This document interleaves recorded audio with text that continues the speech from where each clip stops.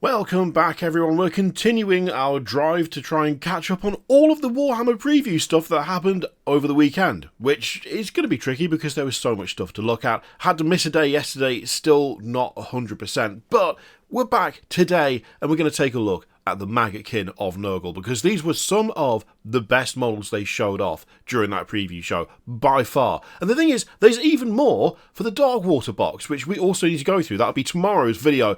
This one, though, we're going Maggotkin of Nurgle. This video is also sponsored by Warmag. This video is sponsored by Warmag, the best storage and transportation system for your miniatures. We've talked about Warmag plenty of times, but for those of you who are unaware, basically, you get a really useful box, like this. Oh, we've all got lads in it. You get your lad like that. You get yourself a nice magnet that fits within the rim of the base so that you can't even see that it's there. You see? You wouldn't know. And then you stick it in there, and then you rag it around. And you can rag it around as much as you like, it's never going to fall out.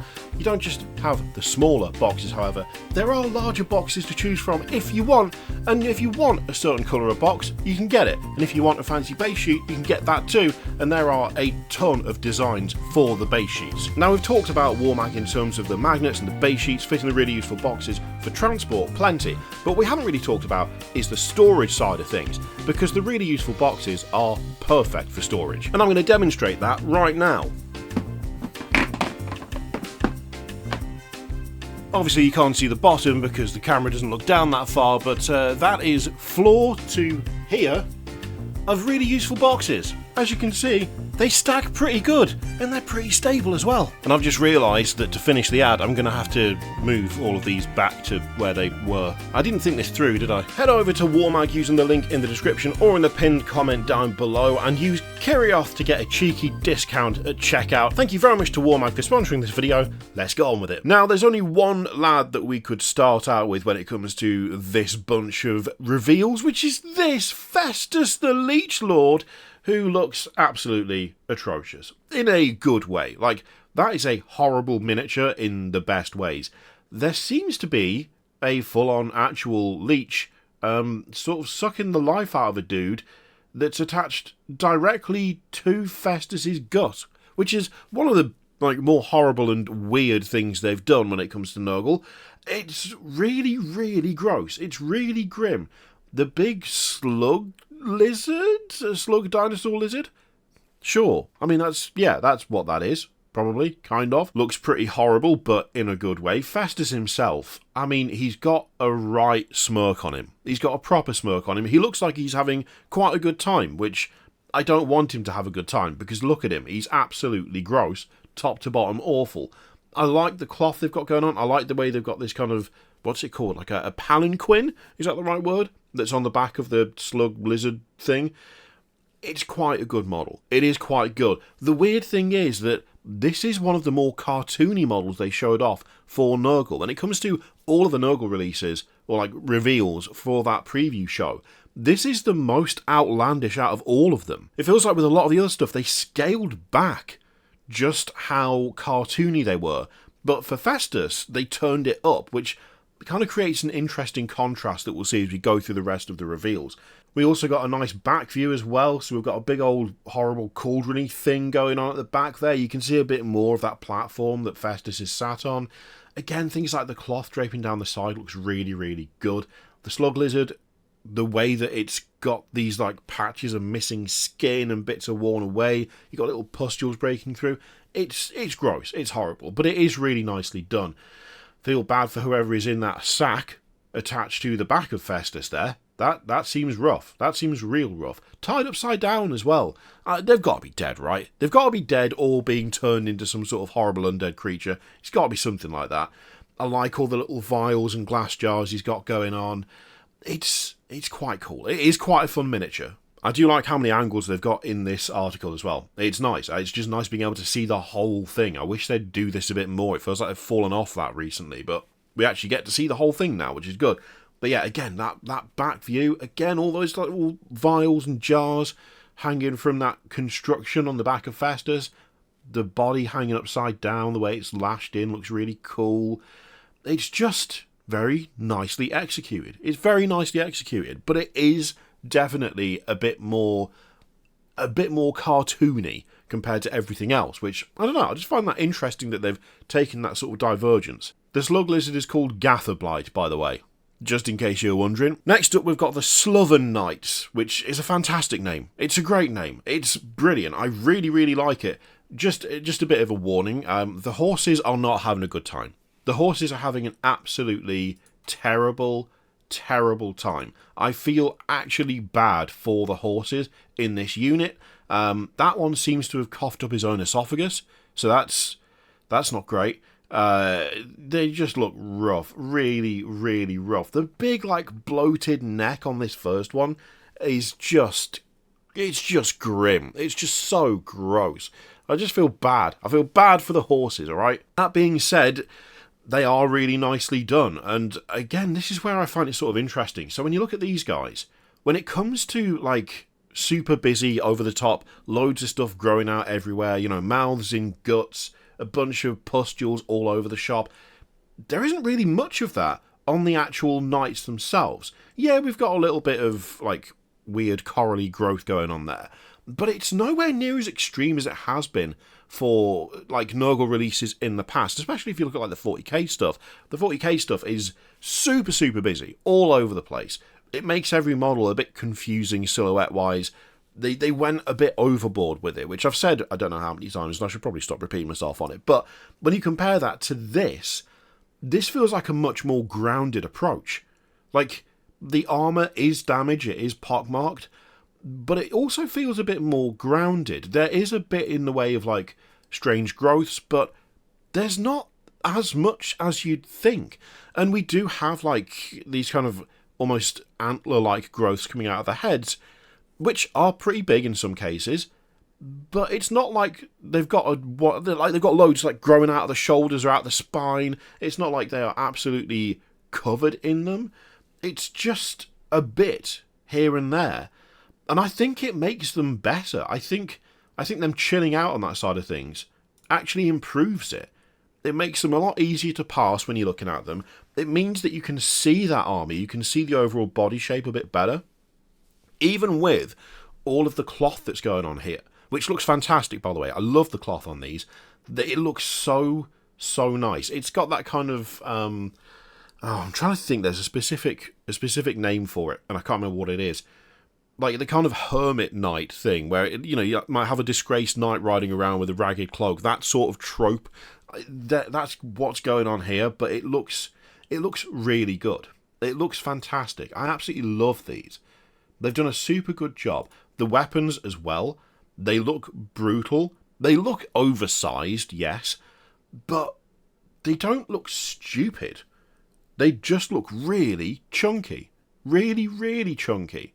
I mean, that first knight there, that might be one of my favourite models shown off for all of the stuff that they showed off for this reveal show. Like, genuinely, I just think the overall silhouette is fantastic. The weapon looks absolutely brutal.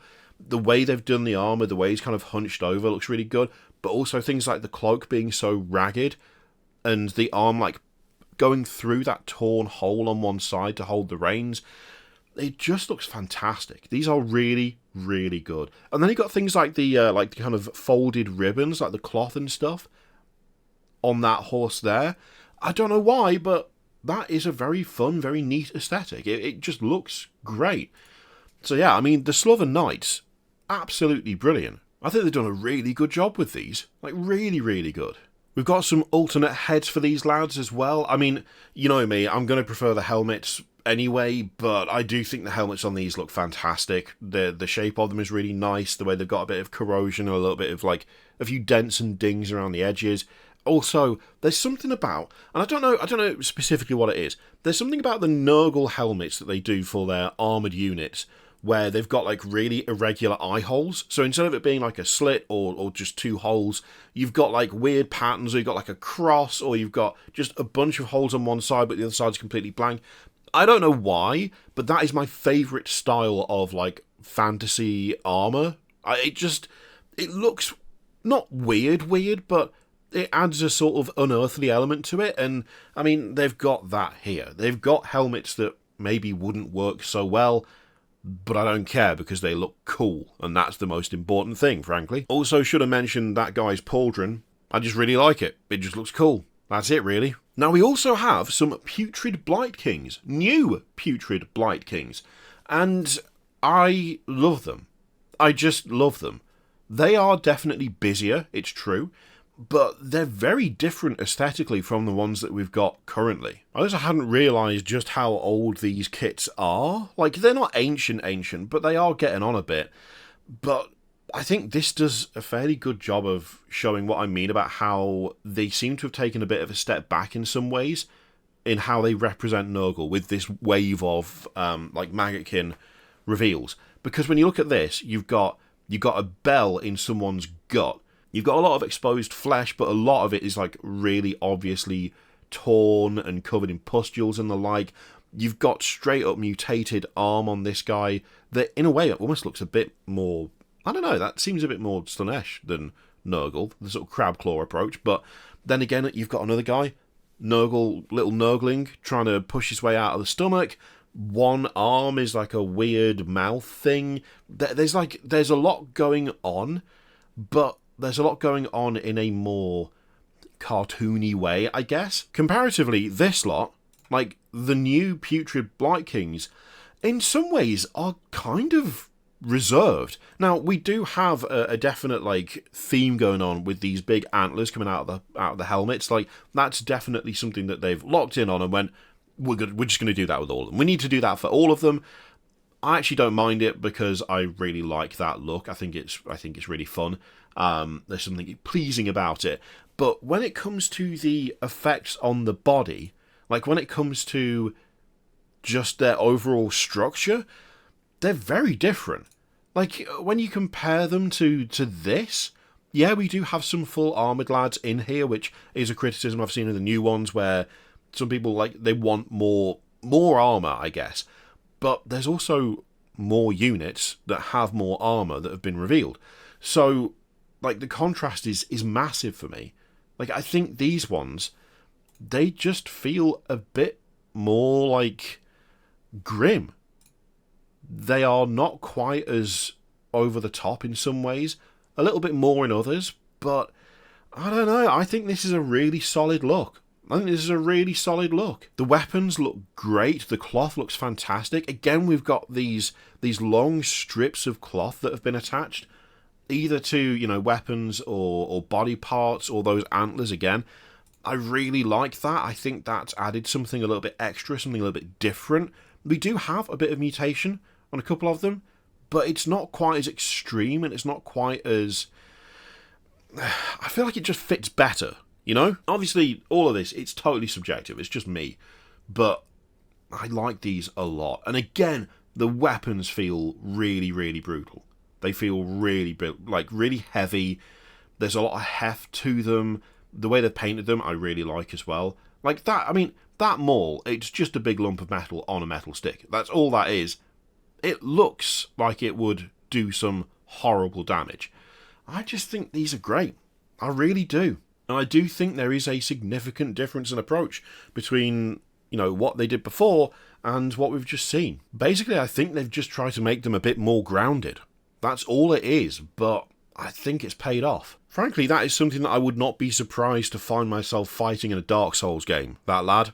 And as such, I cannot complain. Now, we also have the Rotswords, and I just wanted to show you their horrible background. So, Rotswords are warriors trapped in a constant state of spasming and twitching, their reeking bodies hot to the touch and covered in the sweat of a terminal ague. With rusted swords, they slice open flesh, attempting to proliferate their suffering to others. Lovely. And once again, I think these guys look solid. I think they look great. I love that kind of veil made of those little sort of medallions coming down across the helmet on the first guy. Again, I really like the weapons. The armour looks fantastic. The cloth has been done really nicely. And they feel a bit more grounded. Again, it also feels like they've really just gone, well, to give these the kind of silhouette that we want them to be instantly identifiable, you know exactly what's going on. They all have the antlers thing going on. They all do. But these are not as excessive. They're not as, like, overgrown as the ones on, like, the Putrid Blightkings. So even though there's like a unifying thing going on there, it's not exactly the same across each unit. There is something a bit more distinct about it, which I really like. Again, the standard with all that cloth going down. Like, I'm really, really tempted to get pretty much one of everything when these come out. Like, these have properly captured me, you know? They are absolutely hitting the spot. I really, really like them. Even the guy with what looks like too much cowbell. That is a lot. There's a lot going on there. There is definitely a lot going on there. I don't mind it for some reason, because it's weird in a new way. Instead of going, oh cool, it's another Nurgle guy who's covered in Nurglings, as if we didn't have enough of those already. Instead, it's like I actually quite like the look of that, even though objectively it is kind of silly, and it does kind of fly in the face of them being, you know, less busy than they were. Just this range as a whole with these new reveals, but I don't know, there's just something kind of interesting and different and fun about that I quite like it. Oh, yeah. I mean, the armour, again, looks great. Looks great. The helmets all look fantastic. The weapons are a bit more sensibly sized, but they still look pretty brutal. It's just a very, very good looking unit, this. Very good looking unit. And they haven't completely abandoned the idea of, like, mutations or anything. They're just less pronounced. They're less pronounced, and they're less kind of alien looking, it feels like. And as if that lot weren't enough, we've also got Pestigores. Pestigores are here, and they look really quite alarming. Yeah, they're very, very creepy. They're creepy in almost a, like, I don't know, like a folk horror way.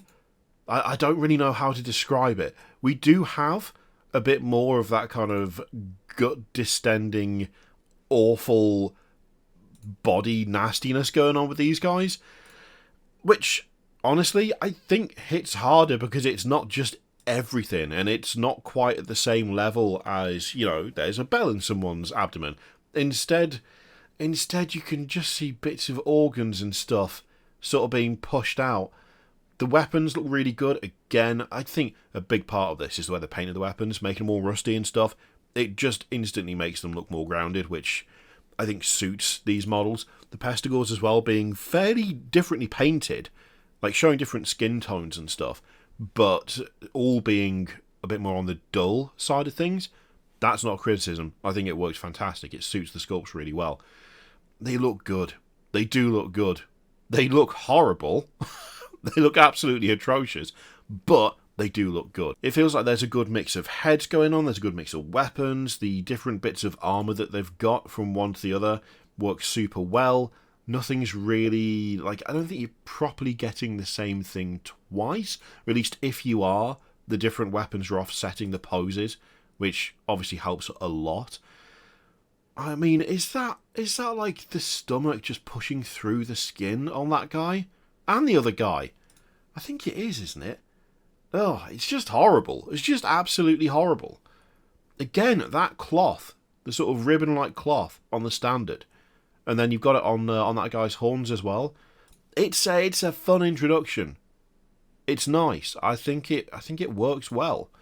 Oh, lovely. Now, of course, this is heralding a new Maggotkin of Nurgle battle tome, so we've got that to look forward to. And that book also has the rules for using the Nurgle stuff from Darkwater as well. So, nice, as you can see. Little teaser there for what we're going to take a look at tomorrow. And there's also a new Spearhead as well, which define Nurglings, the Warcry Warband, and a Beast of Nurgle. Yeah, and a Regiment of Renown, which is the Pustules, which is just 10 Plague Bearers, a Spoilpox Scrivener, and a Feculent Gnarlmaw. That's what they're called, right? Yeah, it is. Big tree, toothy tree. They've got one of those. I think, though, out of all of those, the one I like the most is, I think it's this guy. I think it is actually this guy. He just looks great. He looks fantastic. And frankly, it's kind of hard picking favourites, because I think overall, those Nurgle reveals, absolutely solid. And that's before we've even looked at the Darkwater box. Mental. To say that Age of Sigmar came out strong in this preview, I think is putting it mildly, to be honest. Anyway, there you go. Let me know what you think of that lot in the comments down below. A big thank you once again to Warmag for sponsoring this video. Don't forget to use Kirioth at checkout for a cheeky discount. Thank you very much for watching, and I'll see you for the next one.